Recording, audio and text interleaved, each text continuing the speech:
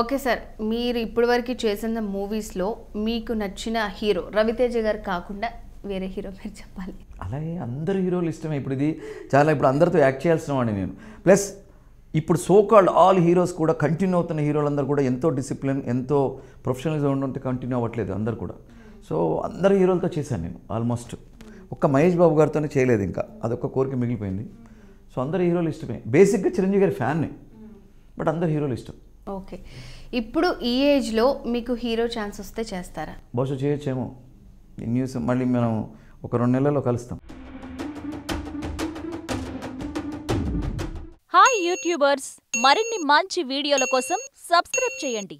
దాంతోపాటే bell icon పై click చేయండి.